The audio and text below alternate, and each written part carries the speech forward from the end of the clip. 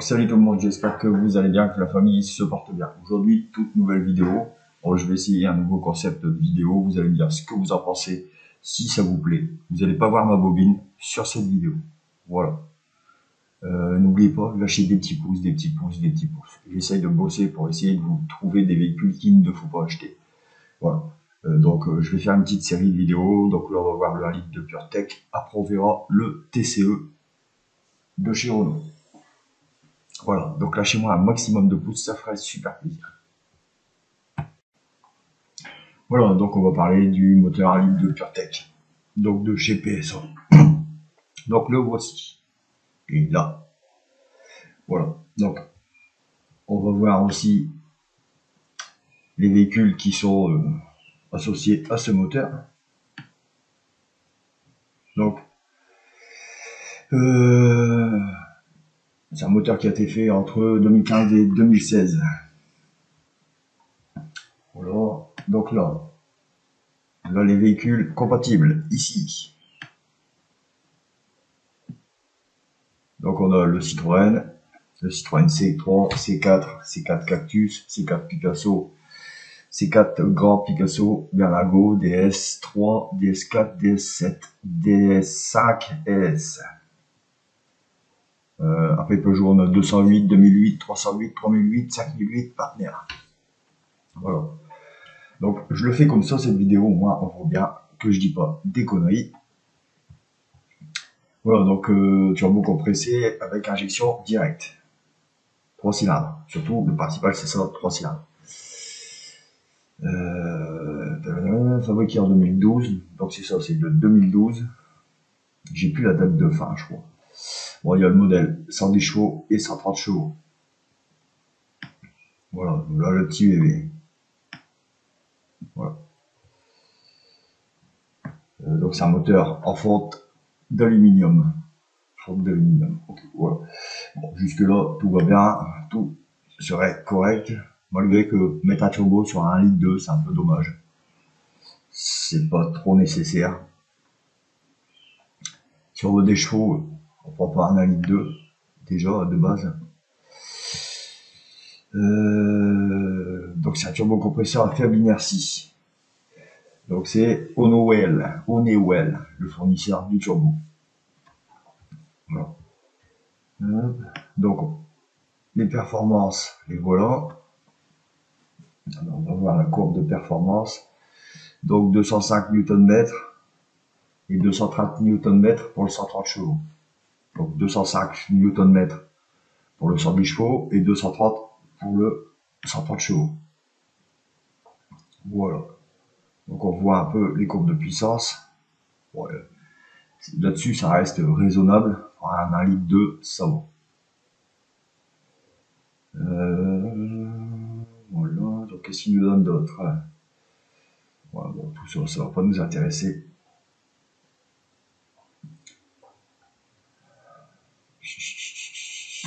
Voilà.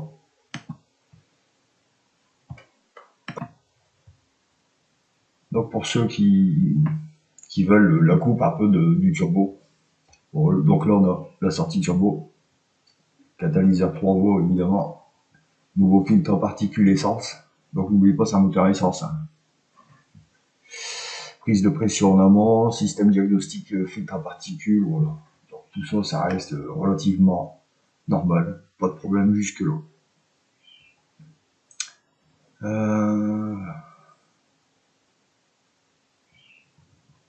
Donc là, refroidissement, ça va, ça reste, il n'y a pas de souci là-dessus.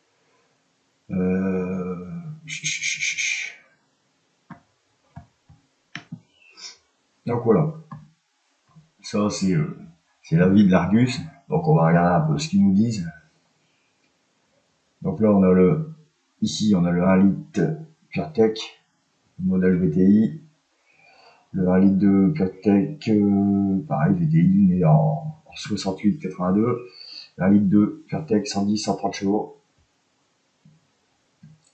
Et bon, celui-là, on va pas s'en occuper. Donc voilà, les résultats. Donc, le 1 litre VTI déjà, hein, jaune, donc très moyen. Le 1 litre de PureTech qui nous donne jaune. toujours pareil, très moyen. Mais alors, 1 litre de PureTech 110-130 chevaux, là, on est dans le rouge, mauvais. Donc, c'est pas moi qui l'a vendu, vous voyez, c'est l'avis de l'Argus. Donc, ils nous disent encrassement et casse moteur. Alors, on va voir ça tout de suite après. Pourquoi? On a destruction de la courroie de distribution, donc toujours pareil, hein. On va voir pourquoi. Et bobine d'allumage. Voilà. Donc, c'est des défauts majeurs sur ce. Donc, voilà le défaut majeur sur le moteur 1 litre de PureTech. Donc, c'est-à-dire, vous voyez, ici, on a la courroie de distribution. Donc, PSA, dans son extrême intelligence, a décidé à la place de la mettre ici, la courroie, à côté du bloc moteur, a décidé de le mettre dans le bloc moteur avec un bain d'huile. Donc, évidemment, l'huile dessèche le. Et en plus de ça, il y a un autre petit souci au niveau des cylindres qui se trouvent ici, hein, 1, 2 et 3. Il y a l'essence qui coule le long des cylindres et qui s'en va dans le bac à huile. Donc évidemment, huile plus essence, ça nous fait un petit produit chimique assez corrosif. Donc voilà, toute la peau extérieure de la courroie de distribution s'en va, qui affaiblit la distribution.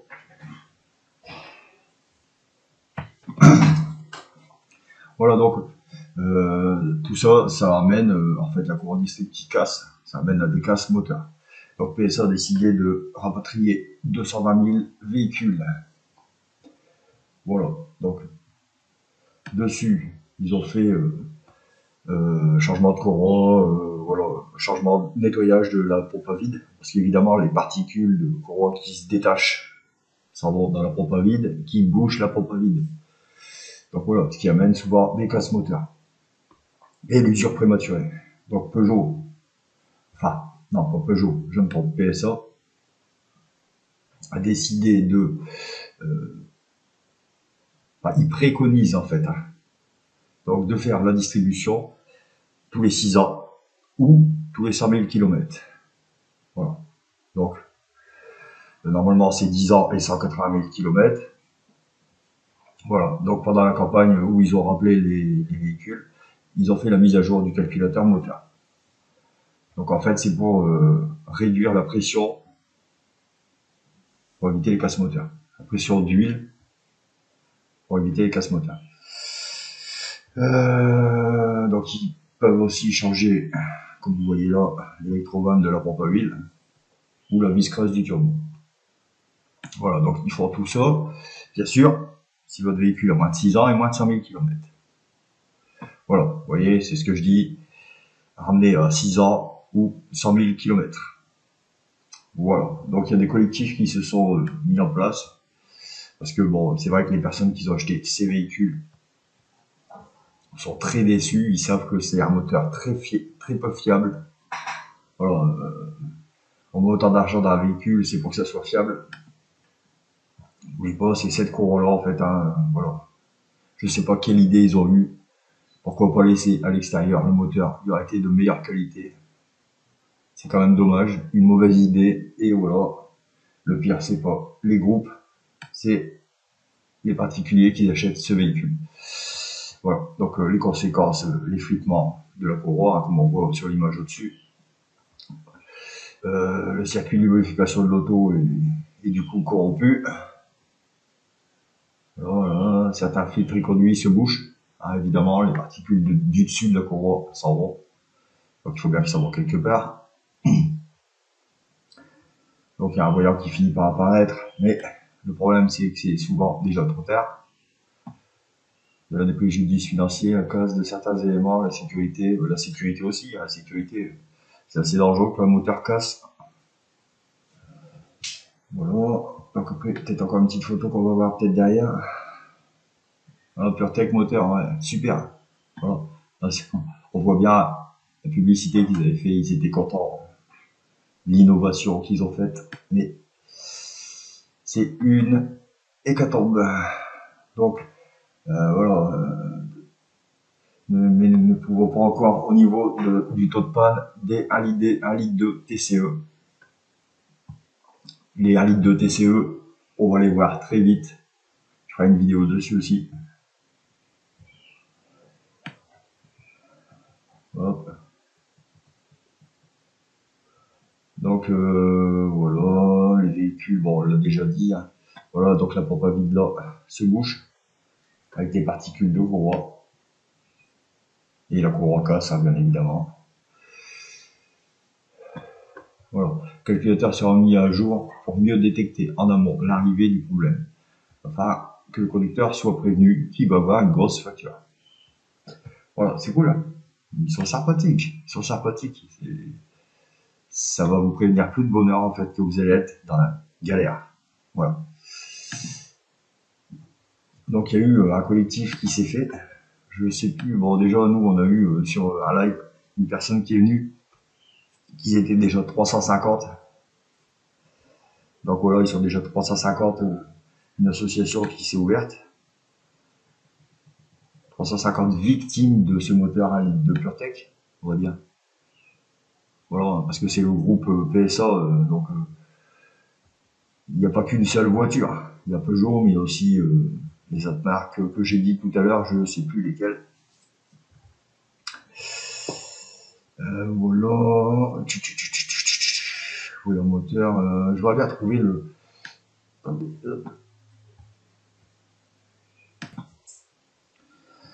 Alors j'aime bien, c'est cette partie-là, je l'avais vu. Concernant la courbe de distribution, ils prennent logiquement. Donc le logiquement, ça fait peur déjà. À 100% le coût des pièces de la manœuvre pour les véhicules de moins de 6 ans ou moins de 100 000 km. Donc si tu as 103 000 km, c'est mort. Si tu as plus de 6 ans, c'est mort. Voilà, c'est ça le problème qui se passe en fait. Donc ils règlent leurs problèmes, mais à certaines conditions. Voilà.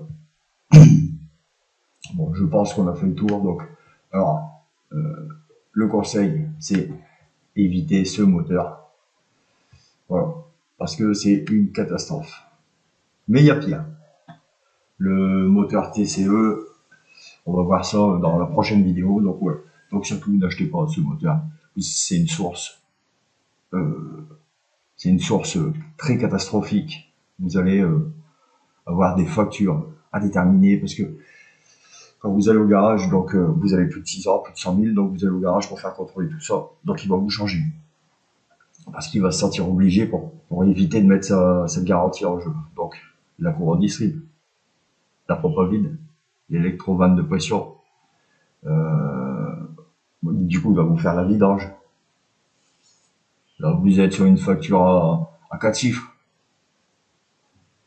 Facilement. Voilà. Le garagiste, c'est normal, il va pas mettre sa garantie en jeu. Donc il va vous remplacer cette courroie qui se trouve là, la courroie distrib. La pompe à vide qu'on a vu tout à l'heure qui se trouve ici, je crois. L'électrovanne qui est ici quelque part. Là. Voilà. Voir les photos. On va peut-être voir les petites photos.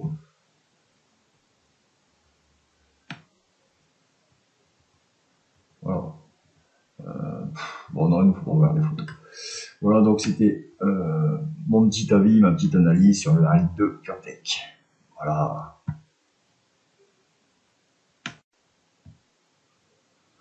Donc voilà, cette vidéo est terminée. J'espère que ça vous aura plu, que ça va vous aider.